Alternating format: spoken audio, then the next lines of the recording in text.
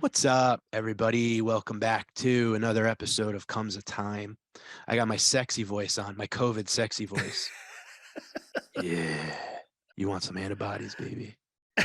I'm Mike. That's Oteil. That's me. That's you. Mike. Someone who was it that told me that Bob Weir told him when he was sick in the studio, it made his voice sound sexier. Who in the hell told me that? This was recent because I was worried about being in the studio and all the stuff I was hacking up. Yeah. Oh, It's definitely real. Yeah, it's real. So Thick we voice. both just had COVID. Yeah, buddy. You got I'll tell you, the first time I got it almost at the same time of the year last year, right around Christmas. This time I got it New Year's. Last time I had a day or two of whatever, headache, bullshit, aches. Yeah. This time it kicked the shit out of me, man. Yeah. Real bad. And it just settled in like my throat and chest and nose and just blowing a bunch of gunk out. Could be way worse, but makes me I had sound to cough for a long time. You sure did. Yeah. I think you and I are keeping big tissue. Invest in tissues, everybody. I am. I'm investing in. I'm driving the price up myself. We had my buddy Phil Hanely on the show today. Phil's a very, very funny comic, huge Dead fan. And as a comic, it's always so nice to find people who love what you love. You know what I mean? Like, it's such a weird, like, you get dropped off at school kind of, and then you see a kid with the same lunchbox and you're like, we're going to be friends, So like he's a massive head, and we would always just kill time in between sets at the Cellar, just bullshitting about the Dead. And, he's just a great dude, super funny. And he's got a new special out, and we hung with him right before the pandemic, right before your almonds, when the whole world got it, right when we almost got hit by the truck. Yep. That night we had dinner at the Olive Tree above the Cellar, and Phil was there. I'm like, come on over and hang. And we just shot the shit. And he's great. I love the premise of his book, a dyslexic writing a book about being dyslexic. Yeah, that's like he said, that's Hollywood. It sounds like a bit, but it's really cool. It's really heavy. Yeah, it's a really funny guy. I can't wait to hang him. He's in the Iron Sheik, Junkyard Dog. I was like, oh no, let's go, baby. Oteil's World. The toy box. I just got my Iron Sheik. So fucking cool, man. Well, thank you everybody for listening. And if you're listening, go give us a 5-star rating and a review. Tell your friends if you think they would enjoy it. If you want to hear more, head over to patreon.com/comesatimepod for a bonus episode every week. We got a lot of fun stuff planned, maybe some live stuff, maybe some, hot collective stuff. Yeah, we'll see what happens. But you'll be seeing us and hearing from us. So go over and join. And thank you so much for listening. It means the world to us. We couldn't do it without you. So keep on supporting. Comes a time, we'll keep bringing it to you. Thank you, everyone. Enjoy Phil. We'll see you next time. Go play with your toys. F you, jabroni. Go to Patreon, you bubba. Bubba.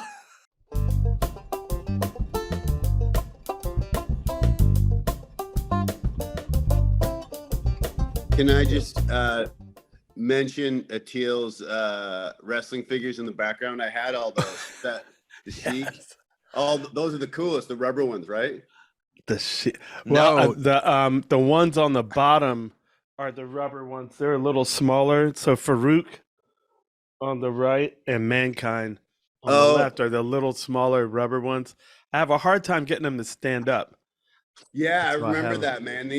I had the ring, and they would always, when you weren't playing with them, they would always be face down. Wait, Phil, you had kind of like the decent size rubber ones, right? That didn't bend. They were just like, they were big. I had those too, dude. Those were heavy. Yeah, they were the weirdest toys, and they were like in one posture. Just like this. Dude, my mom's friend had her kids, she came over to visit, and one of the kids was sucking on one of my dolls, and he sucked the face right off of the doll. Like he was just sucking on it and sucked the paint right off. And I was like, dude, he ruined my hillbilly gym, man. Like it was ridiculous. Yeah. The problem with Hillbilly Jim is you'd lose his hat the first day. Yeah, dude, totally. That ring was sick, though. I used to play with my G.I. Joe guys on that ring. That was like a universal toy. Yeah, ring. it was versatile. Oteil's getting into wrestling. It's so fun, Phil, because Oteil's getting into wrestling as an adult with his kids. Oh, cool. Right? So he's like, what, just this past year, you became like basically a head, like a wrestling head. I was watching a shoot interview with Ricky Steamboat. I had to turn it off to come do this. Dude, it's the old wrestling stuff so fascinating to me, that lifestyle. I mean, it's not unlike being a musician or a comic. They're like driving around and yeah. In fact, I heard from Ric Flair yesterday because he did a Booker T's podcast. He came on there for an hour, and he said he wrestled 360. It was over the number of days of the year that he wrestled hour-long matches. Whoa. And Ricky Steamboat was just saying on this pod, he was like, I can't like imagine these guys want to do like a 12 to 20 minute match. He was like, the first 20 minutes, we're just establishing the good guy. Then for the next 20, that's when the heel's gonna, I'm gonna put Flair over. And then the last 20 is when we're gonna develop, okay, how are we taking this home? And to wrestle for that long, like, so if there's 365 days a year, say he said we did 375 because they would do 2 on this weekend or whatever. Wow. I was just like, dude, the beating those guys took.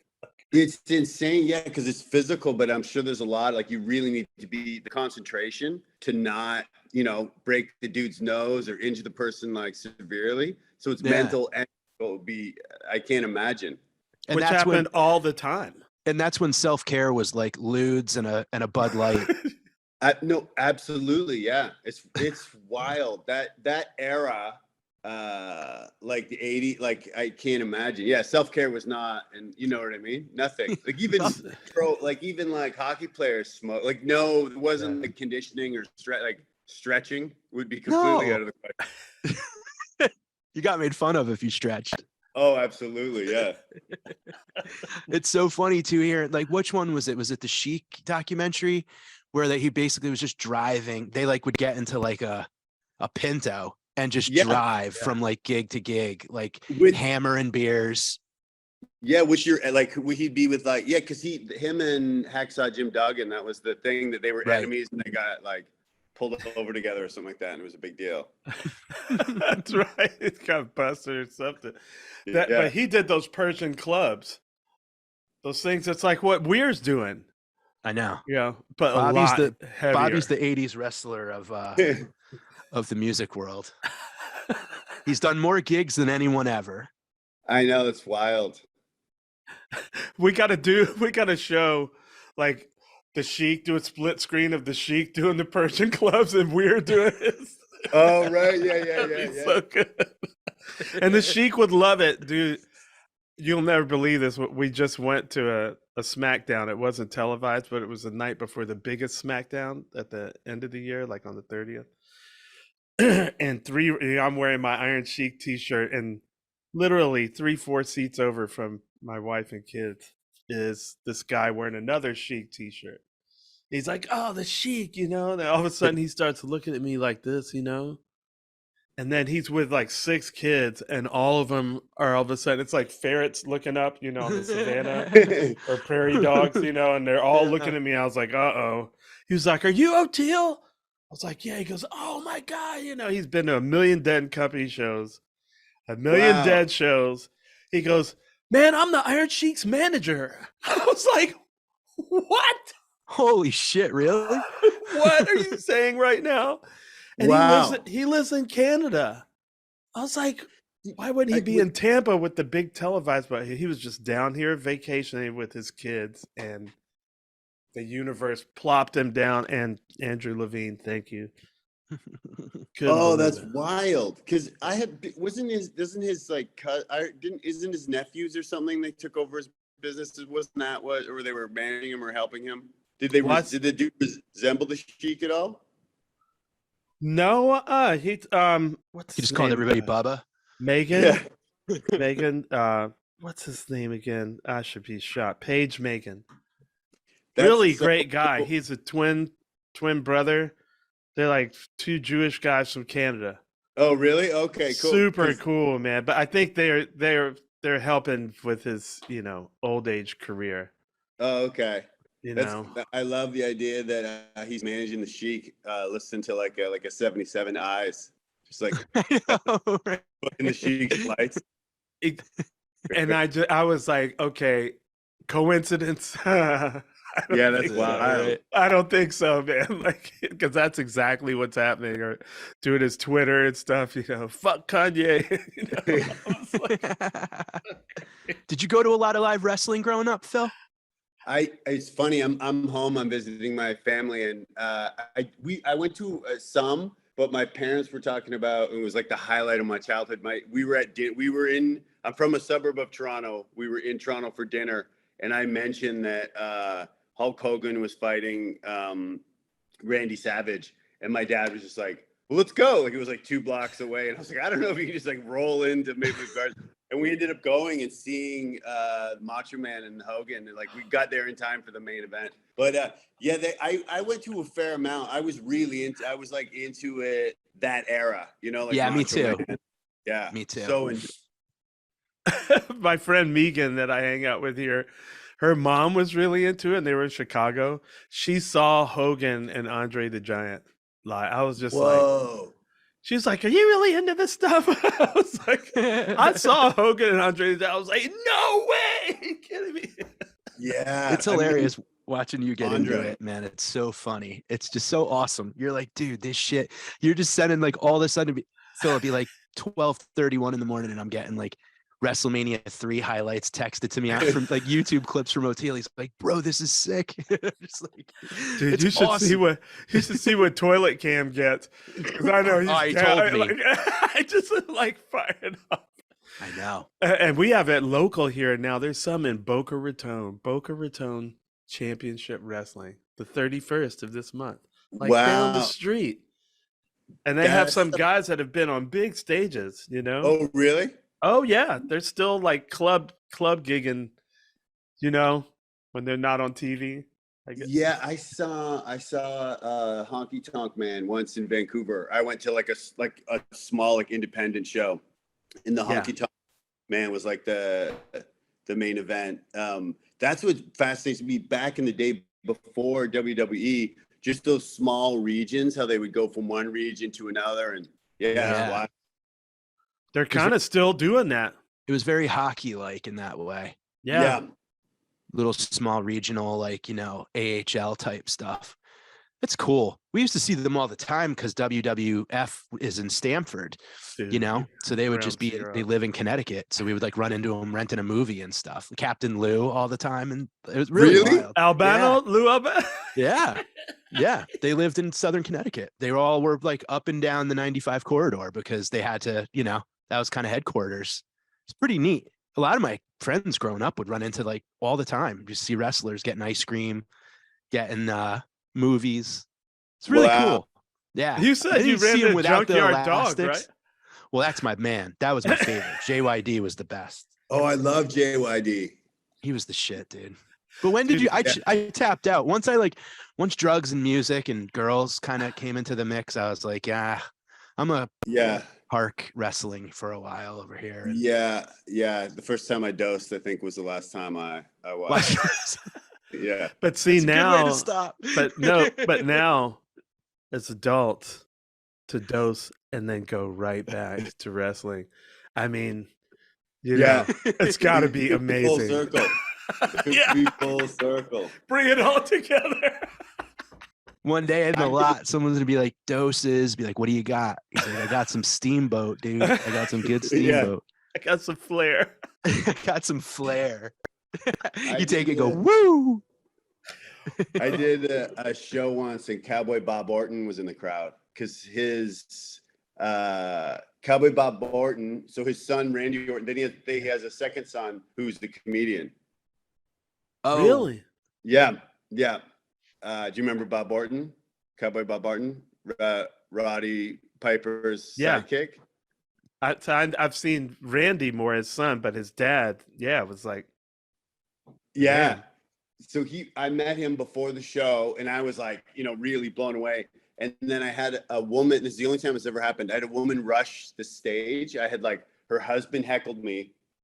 I shut him down, and the next thing I'm like right when I started, I'm starting my first joke, and I just sensed like a shadow in my peripheral vision, and this woman was so upset that I shut her husband down. She was like shaking, and I had that feeling where I'm like, oh, I'm going to get knocked out by an angry wife on stage.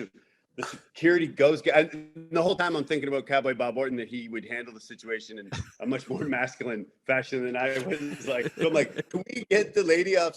So the door people, they like slowly, like calmly take her off the stage and put her back in her seat. But then she's still right there, like right. It's almost worse. Yeah. Fuming. Worse, she's still seething. And I'm like, okay, can we just, anyone who wants to assault me, can we get them out of the, and the whole time I'm like, oh, Cowboy Bob Orton must just be so, he would have handled it much better than me. What would Cowboy Bob do? Well, some of those guys could get really hurt. Like you've in the Iron Sheiks documentary, the friggin' hostage crisis is going on. He's walking around with their Iranian flag, and people are throwing shit. Yeah. Someone got knifed. I don't think it was the Sheik, but someone else was like, we would generate real heat. And they got stabbed on the way back. You got to walk that corridor back. Yeah. Well, yeah, because it's so, I feel like back then, because you didn't see like TMZ of like anyone doing anything but just their show, right? Right. So they would legitimately think that was like the dude's, their whole deal. But you would see them like that old footage. Yeah, it's like legit anger in the, like among the, it's like, wow. Yeah. It's because people didn't have Facebook to post on. They had to stew on it for like a week. Absolutely. And buy tickets to like the Buffalo War Memorial to like track them down. Yeah. Throw cans at them and shit. Those were the days, man. That's genius right there, man. It sure is. And then look at what, I mean, it parallels perfectly, This dipshit has to get voted 15 times to like be the Speaker of the House. It's wrestling. Like you literally can't. It's you see it. Trump's hilarious. His whole ascent, the whole thing. It's all wrestling. Like, I could have told you. The people that were into wrestling did tell us. They were like, he's doing it. He's doing exactly what he did in WWE, but now in a different, and nobody knows. Or did they? It's hilarious, dude. So yeah, it is. Mike, I've made that comparison to wrestling before, because like when I'm home in Canada, the news is very boring. You know what I mean? Which is quite comforting. Which is great. When you see it, like with CNN, with the like, what, and like what's up next? You're like, yeah, this is 100% WWE. It is. 100%. It totally is. And you tune in on Saturday, but at least we could like Saturday mornings was wrestling, Yeah. Just like 5 o'clock to 5:30 was the news, and that was it. You know what I'm saying? Yeah. And now it's just all everything, and it's just Jesus Christ. And it was all yesterday's news. Right. Exactly. Yeah. Totally. Me and Gene Okerlund would show up. I'd have my bowl of cereal. Just my guys, my wrestling guys, and when it ended. I went outside and. Promotional consideration paid for by the following. That's when I knew it was over, Yeah. Go outside. The beautiful part about that, though, is in professional wrestling, everyone's entertained. In politics, it's only like the 0.00001%. The politicians are entertained. Yeah, they're entertained. And, the politicians are just the heels and baby faces protecting the business. They're not the 0.0001%. Yeah. That's Vince McMahon. Watching Putin come to Congress was like watching like a personal trainer visit a senior center. He was in like a sweatsuit and he's ripped, and they're all just like standing up and sitting down and standing. It's like you had him doing like aqua aerobics, And they were getting like too tired to sit and stand. They're like, I'll just clap from here. It's fucking gross, dude. What a disgrace. Dude, Phil, I want to come to Canada, hang with you, dude. Have you thought at all about just like setting up camp from there? You love New York, though. I do love New York. I mean, I started in Vancouver, but yeah, I don't know. It's so hard to not like. I walk to the cellar every night. I just miss it, you know. Yeah. But it's great here. I'm working on I don't know if I told you, but I'm writing a book. I'm dyslexic. I'm writing a book about dyslexia. So I'm like with my mom, who's the expert just from dealing with me when I was a kid type thing. So I'm home doing that. But yeah, I mean, it's you can't see it, but my folks live like right kind of on the water. It's pretty relaxing compared to like the East Village. Yeah. Do you go? I have a friend from Canada, and he just goes back there for doctor's appointments and like healthcare stuff. And he went to school there and got his law degree, and then he came. He just lives here because it's more fun. Yeah, I mean, that's that's another big benefit of Canada. Yeah, I have healthcare in the States, but it's so confusing. Whereas Canada, it's real simple. Can you go back and avail yourself of it? I've lived in the States so long now that I have like all my doctors and stuff in the States. But for initially, yeah, you would just go and it's just so much easier, man. So much easier. So, dude, how cool was it when you first realized that Bobby also suffers from a form of dyslexia? It was one of the most monumental moments of my life because up until then, everyone's always like, because when you're a kid, you're in special ed, and the way they uplift you is to tell you that Tom Cruise is dyslexic, and I'm just like, what? Yeah, I'm gonna go star in Top Gun. Is that my? Like, I feel better now. Yeah, that was your default. Yeah, exactly.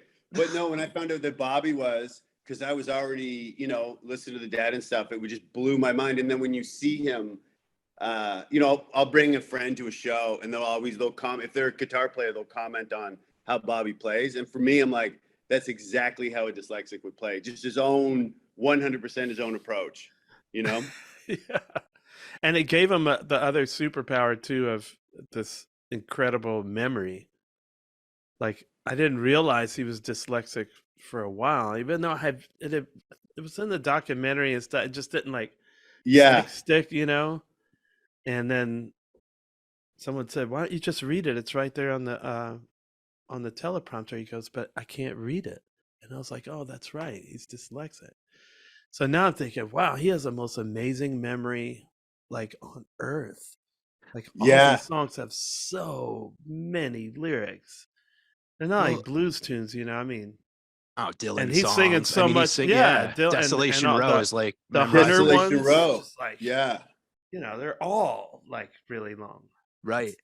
Amazing. Do you remember when we talked to him and he was talking about how, because when you were saying that, it just made me think when he came on and he was talking about how he becomes the character in the song. He becomes the hitchhiker in Black Throated Wind, right? I wonder if that is a little subliminal trick to help memorize things, because he can't read. Maybe that was like something he had to pick up on the way. Learn the story. To learn the stories. Yeah, I mean, that makes sense. When he said that, my girlfriend's an actor, and I was telling her that, and just when you watch him, like if Bobby's singing like "Loser" or "Brown Eyed Women," I get so many of his tunes when he's singing it, he's so into it. I get so emotional because you're just like, he's so in the zone. Yeah, he really is. He does. He fully. It feels like I don't know. The gravity of it is really huge. Yeah. He's putting 100%. Yeah.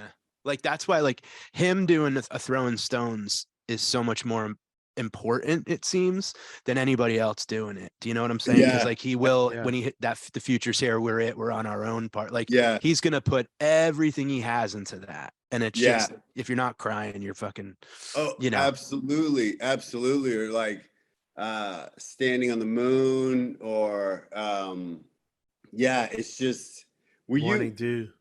Oh my God. I saw it was this. Teal, do you get that thing? Like, I'm sure you must get it all the time now that like Bobby's gotten for 50 years, where someone's like remembering. It's just you guys, it's your job, right? but certain songs, like I almost did it to you where I was like, you guys did a morning dew, would have been the last time you played Shoreline. And it was, I mean, I've seen, I don't know how many Dead & Co shows, 30 or 40. I've seen a lot. And it was one of the greatest. It was such a liftoff moment. But do people say that to you all the time? Like, do you remember the China doll from whatever venue? People more are remembering old shows of when Jerry did it. So I'm like flattered you're going, oh man, this one China doll you did at Shoreline. I mean, we feel it for sure. Like some just you get lucky. And you're like, wow, that was cool. But I don't, that's actually the first time I've actually heard someone say that about one of them that I played. So, oh, you serious? That's cool. Oh, dude, if we spent the afternoon together, I would drive you crazy. That would be like, hey, City Field. Like I would have so many of those moments. I get lift off from you guys. I'm glad. Yeah, man. All the time. Or stuff or shows like Allman Brothers shows that I saw that I would be like, do you remember Layla from like I would have a lot of those for you. Well, it's like I have to remind myself, it's like, Teal, you are getting that old now. Like you've put enough of them under your belt where they're in the like queue of memorable ones. It's a weird thing when you play with the Allman Brothers or with any version of the Grateful Dead, because so much of the thing was the thing when you were like 7. Right. So I always think of the thing as in the past and not me being part of the thing. It's weird. Yeah, dude, you're part of the thing, man. You really. Well, now after in 2023, like I'm starting to get it into my head, but it's weird how automatic it is. Well, it's like you're a Harry Potter fan like me, right? Like it's a character that came in the 4th movie. You know what I mean? Like but it's still Harry Potter. Still Harry Potter. Right. And, exactly. Yeah. And see, and it's still whatever that I have to remember that. Thank you. Because Still those magic, characters, Yeah. like those characters, even if it's in the 4th book, are super meaningful to me. Like, oh, totally. And this what the lyric in US Blues that I always think of is the shook the hand that shook the hand. Like you are right. Like you're right there. You are working with the hand that shook. Like you're standing 10 feet from Bobby, who stood 10 feet from Jerry. Yeah. It's crazy too, because sometimes you forget when you work with people, they kind of become, you see them more as people. Yeah. You have to, it might even piss you off or whatever, you know what I mean? And then sometimes you're like reminded, like, blah, blah, like, wow. I mean, at the cellar, Phil, I mean, right? Like we'll just be sitting there and all of a sudden you look up and Chappelle's sitting there with you. Yeah. Or Rock is sitting there with Rock, you. Or anybody, like all these amazing, and it's like, oh yeah, that's right. Like we all do. It's very interesting. And it's a amazing. Ray Romano is someone who I always love seeing because he's the sweetest, kindest, most awesome dude, and he, like gracious. He'll be like, is it okay? Can I go on? Can I, making sure he doesn't like go long and all this stuff. Yeah. He's a great guy. Such a great dude. And then it's like, yeah, but he's Ray Romano. Like he's going to walk outside and everyone's gonna, Yeah. So it is that. And then kind like Mel Brooks could walk in and then all of them would be like, shake the hand and shook the hand. Yeah, totally. Absolutely. I was realizing too, Teal, we talked about it, that your first gig with the Almonds was Great Woods 97. Yeah. Your second gig with the Almonds was Hartford 97, I think. And that was the first time I had saw you live. Wow. It was like right at that. Wow. Like you were like less than a week into the band or something. Wow. Yeah, because it's Hartford's right after it. Great Woods Hartford. We do that whole run all the time before their health started getting bad. Man, that's crazy. And that was 1997. 1997. Well, I don't know if, did ARU do That's Horde scary. in Hart in the amphitheater? Like, because I went to I think Horde we in like did. 94, 95, something like that. But I think we didn't do. I think we did 92, 93, 94, and then we got kicked off because, or we might have get kicked off for 94 even. that was like keg Like, who stands is in the this parking band? lot, era though. Like, that was I was probably outside until missed the whole show type shit. Early, Yeah, I mean young, that's how dumb, most partying in the people. lot bullshit. We were playing to like 1,000 out of 20,000 people, but I mean it was like 92. We were. It was. I didn't even know. I had been to so few amphitheater shows. Like that stuff. I'm sure you guys have that same thing in comedy where it's like the first time you're playing a place that's like, oh shit, I'm at the freaking Cellar or whatever, whatever the Yeah. legendary. You're like, oh Yeah. Oh my damn, God, yeah. it's just a crazy free for all drink smoke kid. Those were crazy moments, Phil, right? I mean, Oh, dude. Yeah, I always I had done like some television and stuff, and I thought I was nervous for that. But the day when I auditioned for the Cellar was by far the absolute most nervous. Like one of those days where you just like wake up and pop, you're just like as you open, you realize you got to do this like daunting thing. Yeah. Oh, for sure. And I mean, I started in Vancouver with the goal of playing the Cellar, and it seemed so far. I'm doing open mics for music. Like I'm going on. A dude's playing like John Cougar, and then I go up and do jokes, and then like someone comes on. Like it was so wow. far from there. But Is that what the scene was like in Vancouver when you started? Was there like a big comedy scene? No, yeah, there was a really good comedy scene. There was a good comedy scene, but when I started, I had talked to someone like right when I started, and they said, "Well, you're not going to get good unless you do 5 shows a week." And I was like, "Oh shit, how am I possibly gonna?" There wasn't enough. There wasn't enough shows, so Right. you would get on one good show, and then I would go on, like open mics for musicians or whatever. I used to do this like punk rock, where like kind of like an open mic for like punk rock bands or whatever, which they weren't thrilled. But I just had to get that time. You know what I mean? I didn't care how bad I bombed. It was just okay. So now I've done 75 shows. I would just go through and I'd keep track of each number. But it was a good scene. That just wasn't enough. It wasn't like New York where you can do a million shows. It's good for you though, like if the bombing and like all of it, like the experience working a crowd that is not at all interested.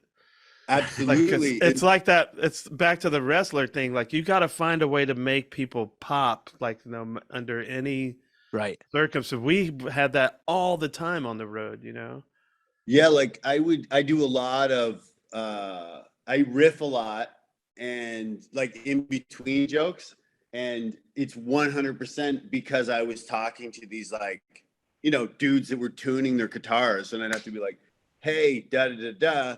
That would be part of the setup to get that one dude's attention, and then once he was listening, other people would listen, and then 100%. People would be like, oh, how did you learn to do crowd work or riff or whatever? I'm like, I did in the trenches, man. That's where I learned it. Like, filling time. Sometimes it was just filling time. You know what I mean? Like, it's one of the funny things, Oteil, about comedy too, is like when you're young and you go, I've got like a solid 45 right now, but that's if the crowd's like on like mushrooms and everyone, it's like perfect. And every joke gets, if they like just release a tank in the room, then you have 45 minutes.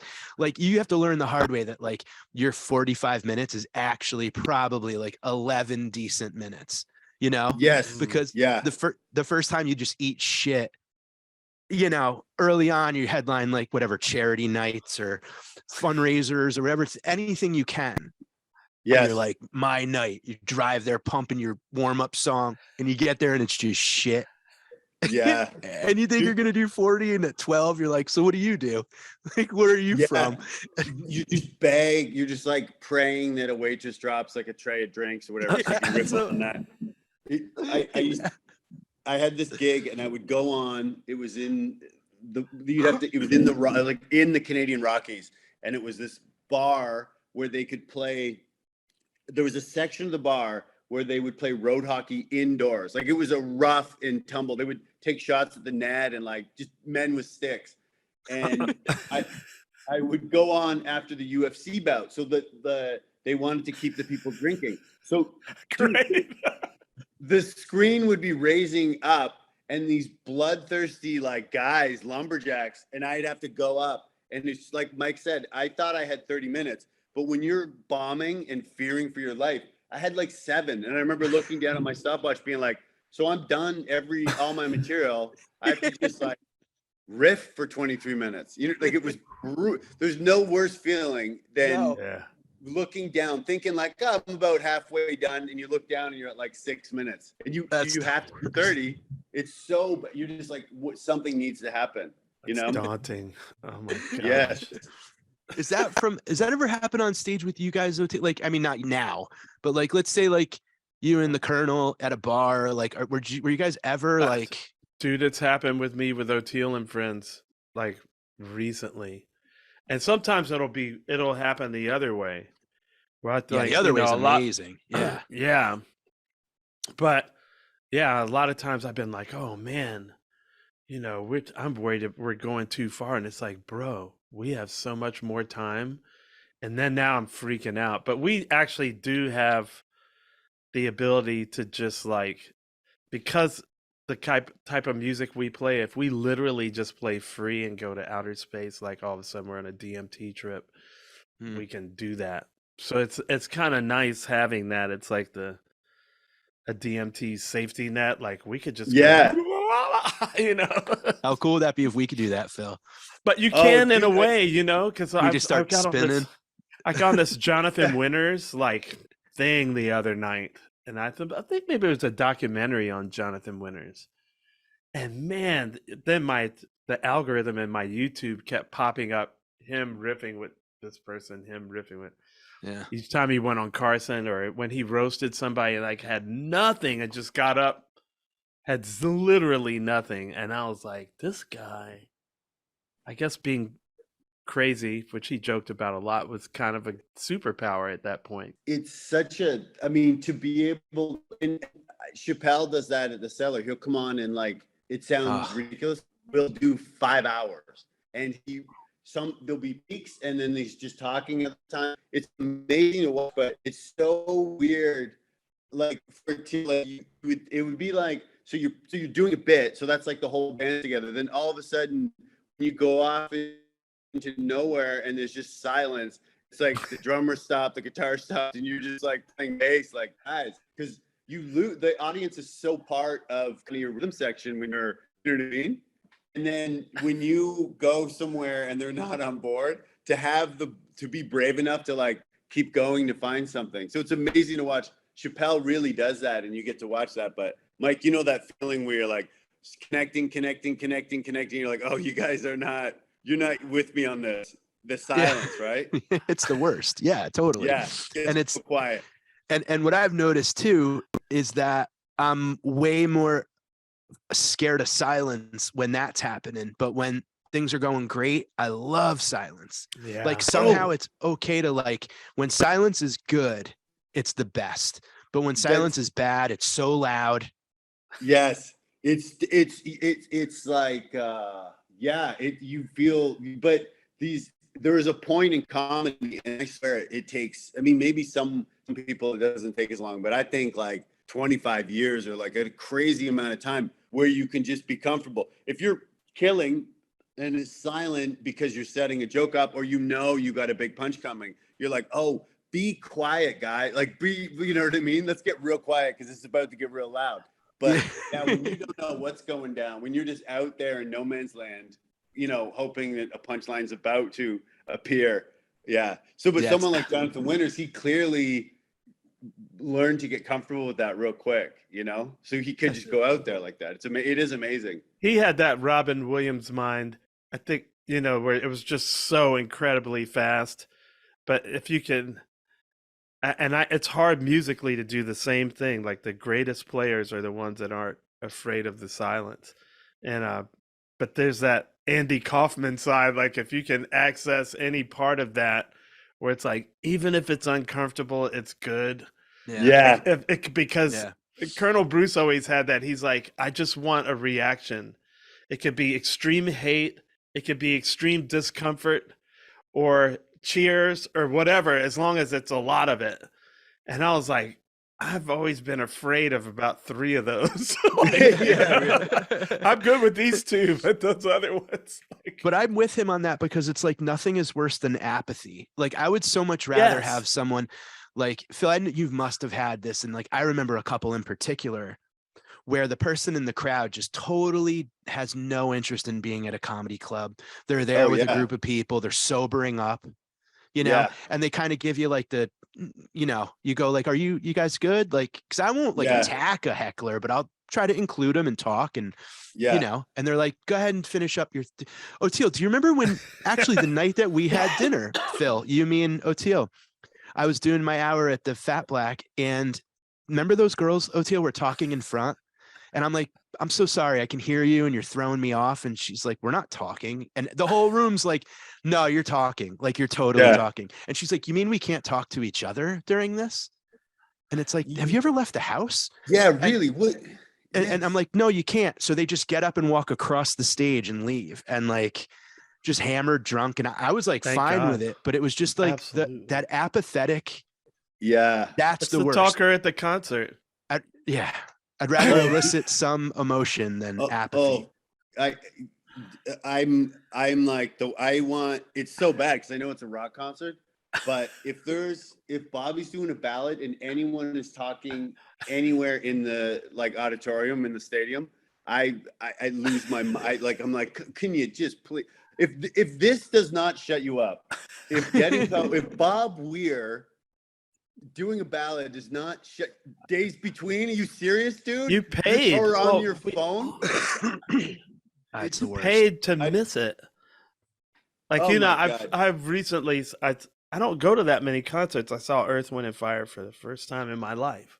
Oh, my cool. hero Verdine's like 71 or something, right? And I was crying, and I was just like, I just could not imagine just sitting there like talking to my friends while they were up there just like laying it down. It's like, what are you thinking? You came here you could have just got messed up at home. Like you could have got totally drunk and high on whatever and watched and paid a lot less. Yeah, and not like bummed everybody out around you. Like it's incredibly awkward. It's incredibly awkward when you have to shut someone up and then turn and stay. It's like the woman that tried to attack you on stage. Like now I have to spend 90 minutes. Absolutely. It's so weird. I know, but I cannot not like, yeah. And they do it at any show, but I'm always like, what would you need to be in front of you where you're like, you know what? I'm going to talk about what happened in the driving here. I'm going to talk about traffic later. It's crazy. Yeah. It's insane. There should be like if I really had to talk that bad, I probably would be like, hey, let's go on the lawn. We got seats. Yeah. Let's go up here and talk. Yeah. Or, I don't know. Well, I love when someone around me steps up and goes, no, that's not happening, and shuts up someone around me. And I'm just like, I high five that dude. And I'm like, way to go. But I know that feeling might be like, hey, I'm really sorry, guys. Also, no matter how polite, like I will go like Canadian off the charts. I'll be like, hey, I'm really sorry. Do you mind? Can we please? You know what I mean? And then you still, they're like, oh, they're like so put out. You're like, how could you? Yeah. I hate it. It's a faux pas. That's the comic in us too, though, I think, because there's nothing worse than that too. Yeah, absolutely. I want to hear about writing a book, dude. Like, how's that going? And how did it what was like, how far in are you? And I'm at the halfway point. Yeah, it's been good. It took me, I am very, very dyslexic. So it took me a long time. I was approached by someone like, would you want to write a book about dyslexia like 4 years ago? And I worked on the proposal. I feel like I remember that. Worked on it. Yeah, I'm sure we've talked about it. And then, we sold it. and yeah, I'm about halfway done. And I mean, I love it. I put on shows. I can't listen to anything from the 70s. I got to listen from 89 to like 91. That's your writing music. It is. Yeah, because 70s I get too, you know what I mean? A Simplification Jam comes on and I'm I do know like, what you mean. Yeah. yeah. Yeah. So I go, a lot, and yeah, it's great. I always have tunes on, and I talk to someone. I have a friend who's a professor and is like an expert on dyslexia and ADHD, and he's like, "Oh, I'm not surprised. Like another distraction could really help certain people concentrate." So yeah, it's great. I just listen to shows and write initially about when I was first diagnosed, and then which is weird when you're writing it. It kind of trips me out how I'll remember like lines from conversation and stuff like that I wouldn't think I would remember in a million years. But you just kind of get into this zone, and I'm thinking about grade or whatever, and you remember shit that like a teacher said to you, or So it starts pretty dark because teachers were not thrilled with how much effort it took for me to like spell the word sun, whatever you start off with. And then the theme of the book is how what seemed brutal, dyslexia, how it for me, how it became such a positive thing. Like I wouldn't be talking to you guys today if I wasn't dyslexic, or I wouldn't live in New York City, or I wouldn't, have got to see Chappelle do 5 hours, or all these things. I would get to see the Dead play at Citi Field every year, or Shoreline, because I always do the club before you guys play. OTL, I do San Francisco weekend, and then always the day before you guys play. I wouldn't get all these amazing things if it wasn't dyslexic, So it is kind of it is optimistic about your challenges and how they are a positive thing ultimately, even though they don't seem like that at the time or whatever. So, but it's been really fun. That's awesome, dude. Yeah, it doesn't feel like it at the time. It sounds like a bit. A dyslexic writing a book about dyslexia, Oh, but absolutely. No, I do have a bit where I talk about like that show business. Like I wanted a Netflix special, and instead they're like, have a book, Joe. That is show business in a nutshell. It really is. It's great though, because you always get, I mean, I'm always talking to my kids about this. Like I really believe in Harry Potter and Star Wars and every religious story and all of it. Like I'm all in, all the fairies, elves. And so I talk to them and be like, we just got to find what your superpower is. And even if something feels like it might be a bad thing, it's actually going to give you a good thing. Like, so just be ready for all of it, Yeah. Yeah. Like years ago, I had this therapist, and he was this like older British intellect guy. And I have a lot of jokes about being dyslexic. And he made this observation where he said like, oh, the wound in the bow, which I guess is an expression where like the wound, a weakness becomes a bow, which is like the ultimate strength. Yeah, absolutely, dude. Yeah. Yeah. And that's kind of the theme of the book is that wound in the bow. That's kind of the thing. And it is, I mean, it's why I tell jokes, because I couldn't communicate in school, and then recess would start and I'd be bebopping and scatting and getting everything out. You know what I mean? Right. School would start again and be like, oh, fuck, you guys are going to talk about something. I had no idea what you're talking about. I couldn't read that, and now you're discussing it. So, I completely understand. I completely understand what you're saying with that, where it was like recess was, it's interesting when you say that, because that's kind of like, that was sports, that was hanging out, that was just like when it was like the rules were down, right? Yeah. And it was like showtime. Absolutely. That's when I the thrived bell too. Was the red light. Got your light. That's so true, dude. Yeah. You're like, you run the light, you're just staying out at recess. Everyone else is back in class. It's funny because that could be the title of Bob Weir's documentary, The Wound in the Bow. Yeah. I know, really, right? And the dead, I mean, I talk about what I've written so far. I talk about that moment of finding out that Bobby was dyslexic, because it was such a huge thing for me. And there's so many heads will love the book, because there's so many, like, I'll talk about someone when I was a kid, and then all of a sudden the line like we get shown the light in the strangest of places if you look at it right, just comes out of my and my editor's like, oh, this is great, what a line. And I'm, it just happens because I'm listening, you know what I mean? It's just so in me. You're like Bill Walton. Yeah, the compass always points to Terrapin. yeah. That's his coaching. That's his advice to a young everybody player. Yeah.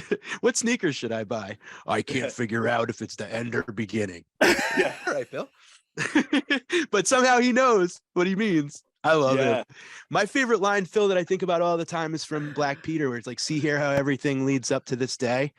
And it's just like any other day that's ever been. I love that line so much because it's so like friggin' perfect.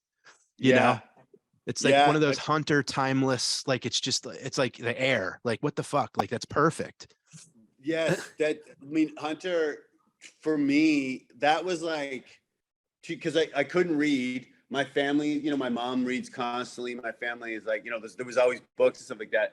And Hunter's lyrics were the first time that I was kind of moved by words, because I wouldn't get that from a book, I would lie. Someone would be like, oh, read this passage. Oh, whoa, that's quite a passage. But I would actually get moved by, his lyrics. But yeah, that line, that Black Peter is so good, man. Yeah, totally. It's cool though, because you're like, your entry point was you didn't have to read it. You could just hear it. And it came with music. Absolutely. So if you didn't have to read it, maybe those other passages would have affected you, But if you had heard them spoken or read or sung, Yeah, no, it's so true. And it's they would give me books on tape, but when you're a kid, like you just zone out, like it's hard to, Yeah, that's unless the reader is like my kids have this teacher, shout out to Miss Cassie.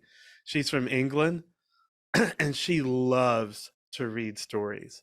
And so when she reads, she's like, I don't care how old you are, you'll be like, and I said, can I pay you to just come read Harry Potter and Lion, the Witch, and the Wardrobe to my kids, To you.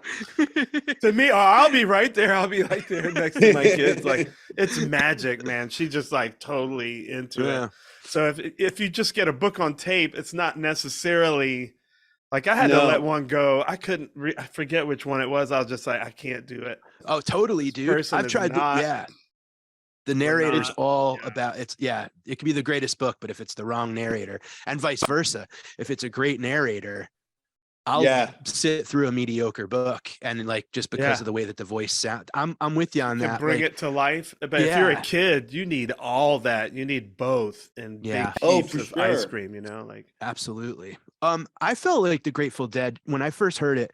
I found it, Phil. Like my dad had a couple stacks of records, and he had the stack I couldn't listen to, and the stack I could listen to, and the Dead was in the one I couldn't listen to because what made it qualify as couldn't? Well, like Sabbath was in the no column because he thought I was too young to. Again, I was like 8, and it was like evil, a dead lady holding a cross and it was scary. Zappa was in the no because I think it maybe was a little too dirty at the time. And I think he thought the Dead was maybe just kind of druggy oriented, but Zeppelin and Bowie and Bad Company and Steely Dan and all those were in the good column. Stones. Oh, okay. But anyway, they all did just everyone did drugs. Drugs. I know. Hey, whatever. I thank him for this because it made me want to listen to Sabbath and Zappa and the Dead even more. But the Dead, so I tried Sabbath, and right away I was like, fucking, I'm scared of this. Zappa, I liked how it felt like a weird uncle, kind of,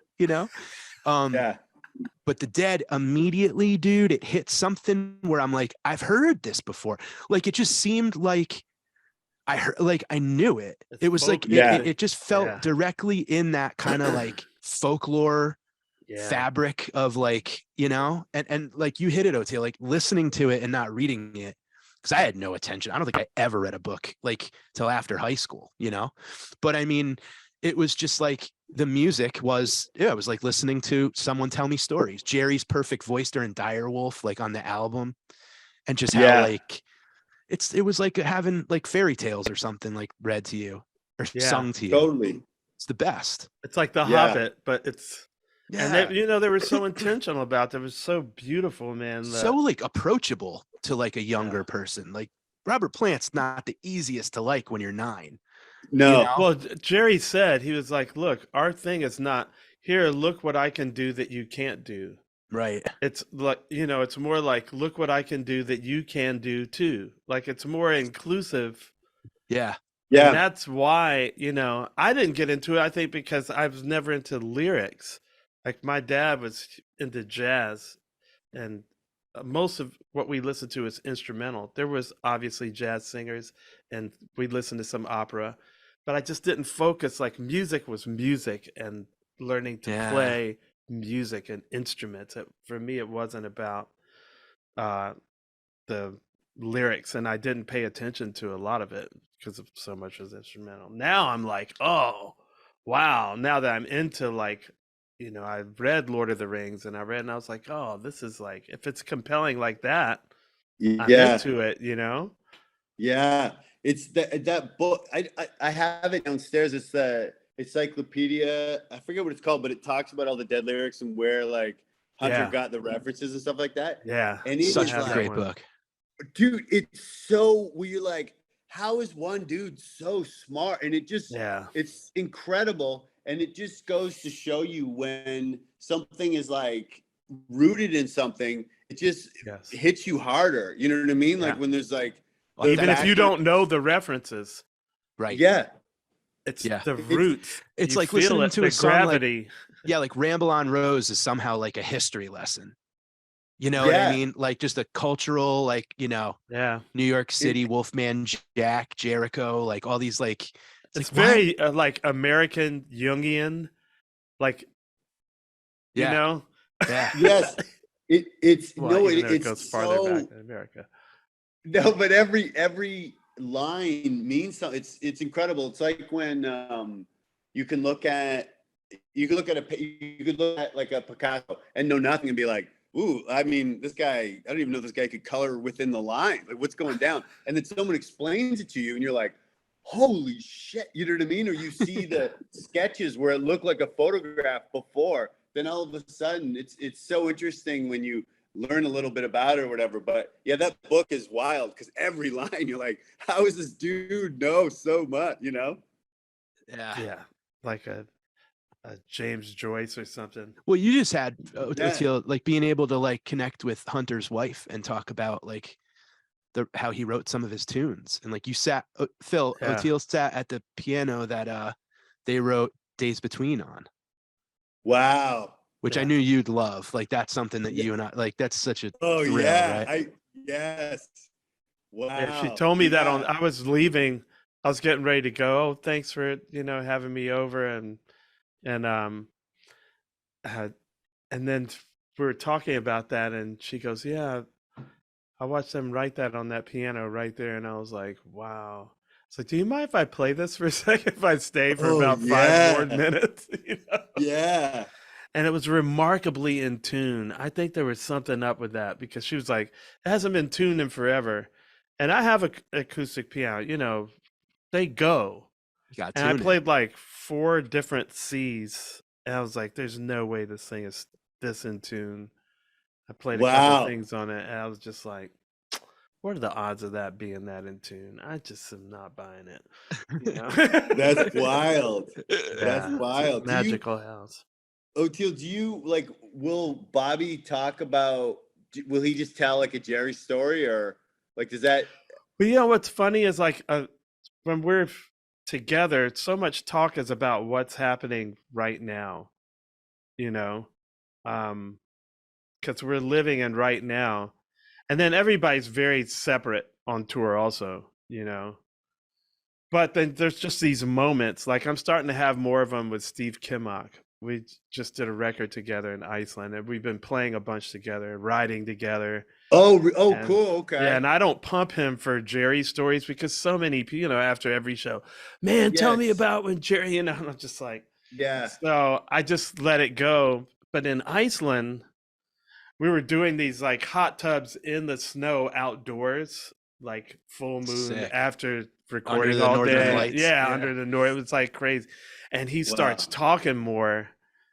And I was like, oh, wow. I wish I had something recorded right. We got to get him on the podcast. Anytime, I'd And love we've it. known each other for years, but it's just taken a while to open. And I don't like bring it up. And man, Yeah. we got some good. It was just like, and the same with Bob or Bill or Mickey. Perish even. It'll yeah. be like if we fly private because it's too far away Yeah. and everybody's together and it's kind of like not a party, there's not a lot of partying going on, but it's like we had a party because everybody's not rehearsing, we're not playing, we're not sound checking, we're just on this plane for a couple hours together, and then stuff starts coming out, and it's just that's when you're like, oh yeah, that's what we're doing here. You forget Yeah. sometimes because you're dealing with now and work and how is everything working, COVID and Yeah. all, and then all of a sudden you're restrictions, like, oh shit. Yeah. Oh yeah, I Wow. forgot I'm on a plane with guys that changed the entire freaking world. Yeah, and continue to, but now you're Continue part to, of that. Yeah. That's wild. It's I love pretty when we funny, had- man.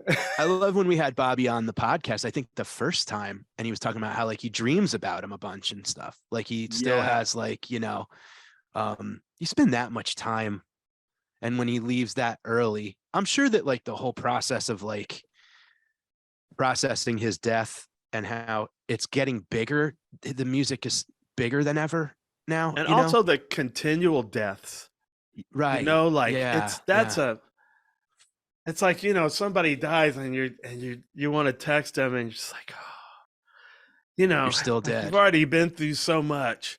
Yeah. Yeah. And then Hunter dies, and it's just like, Yeah. and I'm crazy. going through that myself. I mean, we're all going through that now, No, I know. right? Yeah. Like it's weird. It is weird, man. It's weird, but it makes you realize, like, again, the gravity of our lives. Right. Like, we need to talk about this stuff and put it on the table because it's some spooky stuff, man. I Yeah. continue to be I feel like they're hitting me harder the older I get. And they seem to be coming more regularly, Oh yeah, totally. And I'm Yeah. like, wow, what do I need to figure out a new strategy to deal with this, I think. Well, probably with kids, it's harder too, because you got to process it and tell them and shit, and it makes you probably think about mortality and all that more, They help I'd in a way imagine. because it's like there's so much like hope. When you look at things through their eyes, it helps. Yeah. But then you do have to explain it to them, and like like the thought happened to me about my dad's birthday was January 6th, and it's the first birthday we've had where him and my older brother are both gone. Now my mom is really older, she's like 86. She'll probably be the next one to go, and then it's going to be like half my family's gone. Uh-huh. I'm looking at my sisters like, whoa, man, we're shrinking. Yeah. Fast. And I was just like, that stopped me you're growing a couple too, days. dude, because you have two more now, like they're just new plants, No, and there's my nephews, there's Kamal and Khalil and Malachi, and it's all good, but it's just like, sure. No, it's a little weird.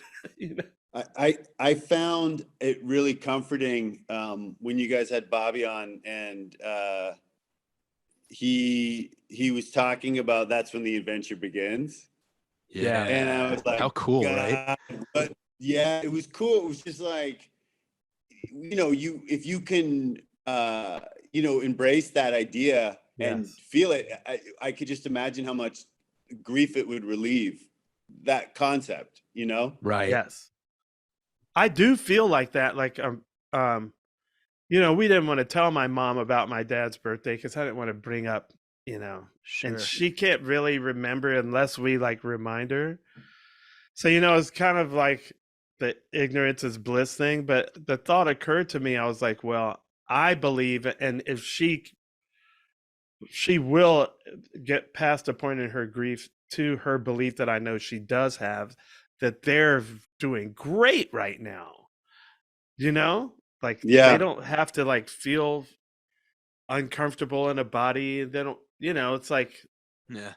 they're relieved of a lot of this stuff. So I believe that, and I do tell my kids that I really do believe that, but it's just weird when you see the progression just doesn't stop, No. People are dying younger than me now, and I'm like, wait a minute, that cat was like 38. What? Yeah. Like what? Like it's weird, but it does make you appreciate life now and just do it, Yes. Yeah. Kind Yeah. of feels like doing stand up after COVID a little bit, like in that sense of like being able to Yeah. appreciate coming back. And like, Yeah. it was so weird. Like, it felt so good to come back to the cellar and see everybody and be like, Yes. oh, like, we did it. Like, Yeah. cool. That's it. The one thing that I got from COVID, I was alone for a lot. I mean, I was in New York City, but I was in the East Village for a lot of it. Yeah. And I had these like big thoughts about life and what's really important. And it was, to me, it was like, oh, I needed to be isolated for 4 months before you get to these thoughts. And it's like, it's crazy how distracted we are.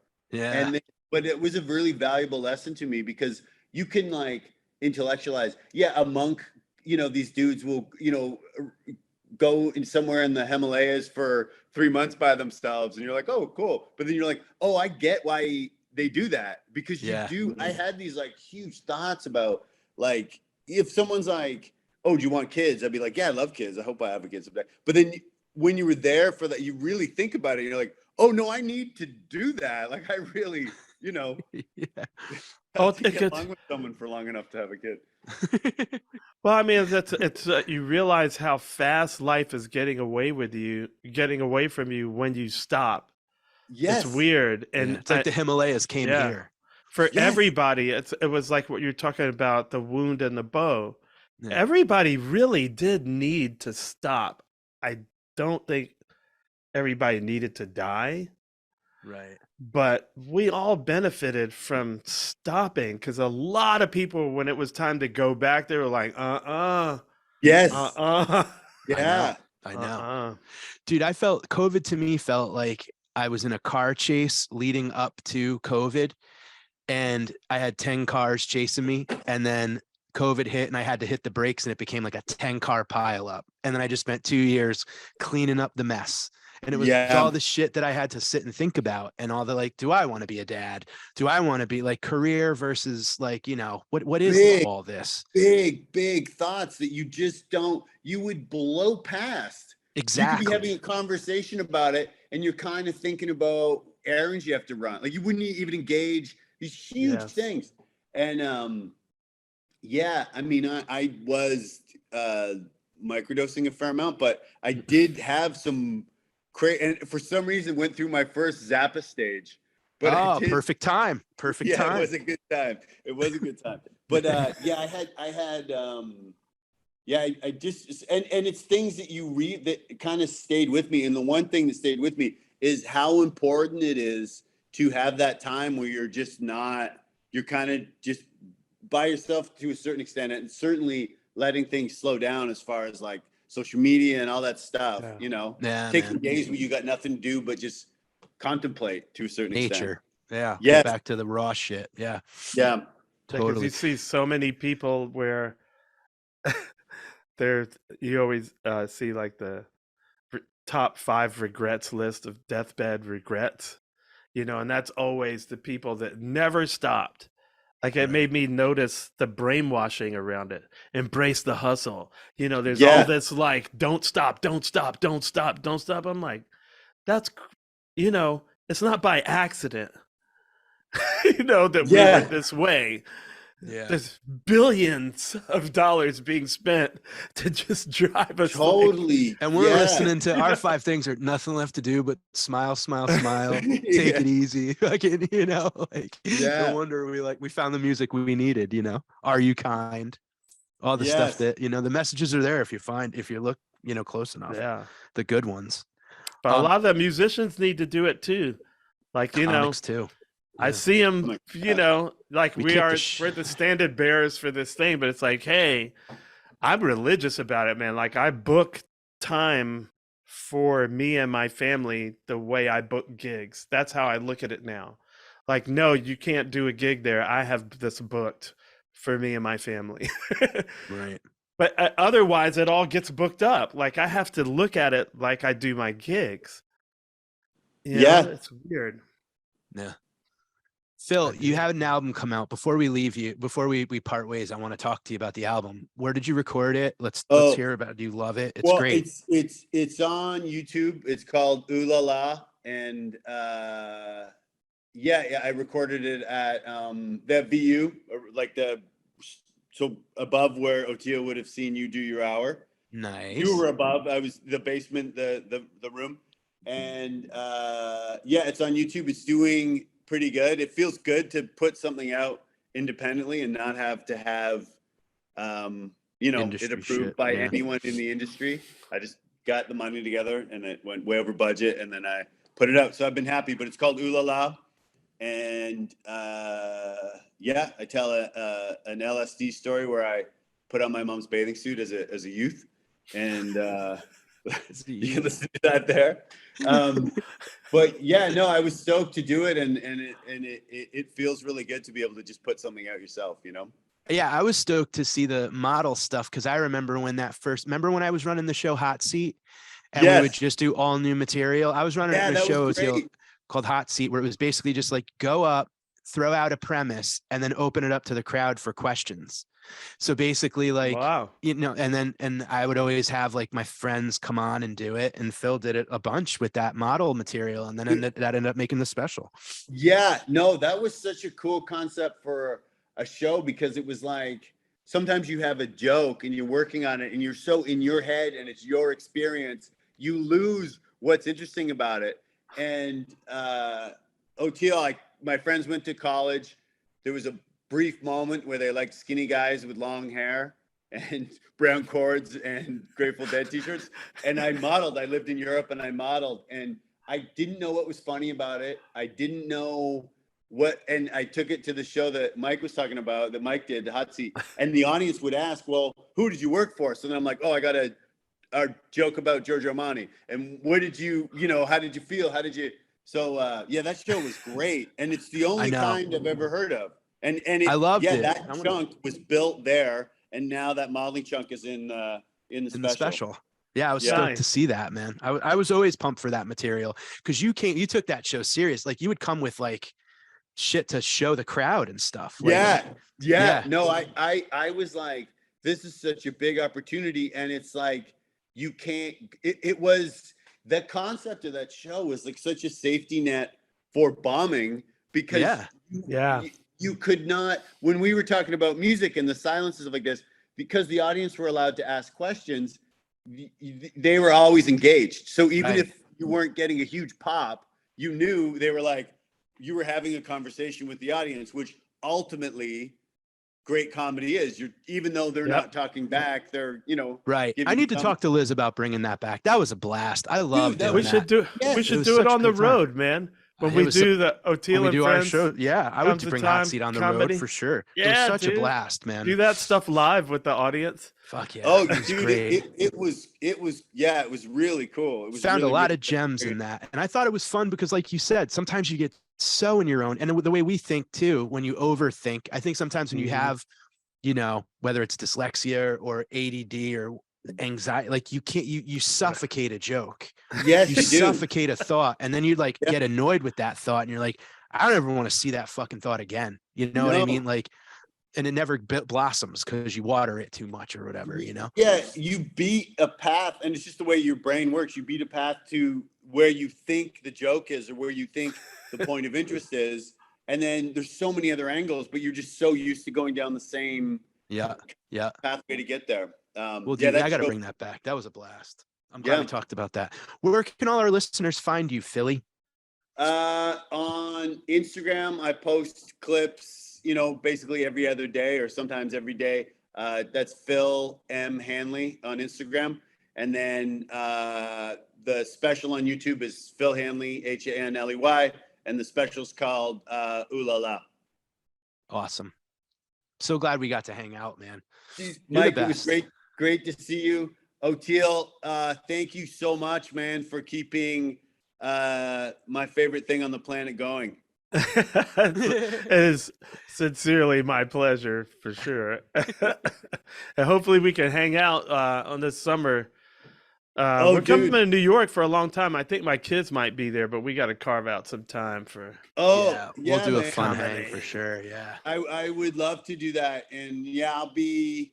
I plan on seeing a bunch of shows. I'll definitely be there in San Francisco, and I think I'm going to treat myself to Colorado, and I'll be there in New York City for sure. So, but thanks, Mike, and again, Oteil, thank you so much, man, for keeping it going. Yeah, and if you're still playing before our show in San Francisco, I'm going to try to come see you. Dude, come to the Punchline, dude. I will be there the weekend, before you guys play. The club. It's the best. It's the best, and there's a boombox in the kitchen with a Steely on it. It feels so. It's an old Bill Graham room. That's a Bill Graham room. In fact, the last time I was there, the dude, one of the guys that works there, handed me this huge bag of Dead shows they found in the basement. I have yes, all on cassette. What? He gave me a bunch of posters too. Actually, last time I was there, it's steeped in Grateful Dead history. This club, it was run by Bill Graham's company originally. Now it's Live Nation. Yeah. Oh, dude, so cool. Wow, that's so okay. I really hope that I can get there. You tell that staff that you're a Dead fan, and they roll out the red carpet. They're the greatest people, man. Molly and Kyle, everybody, they're the best. Yeah, that's great. Cool. Yeah. So hopefully I'll see you there, man. Absolutely, love you, Phil. man. I'll see you soon, man. Yeah, thank you so much, brother. Love you too, man. I'll talk to you guys soon. Thank you for having me. Have a Bye, buddy.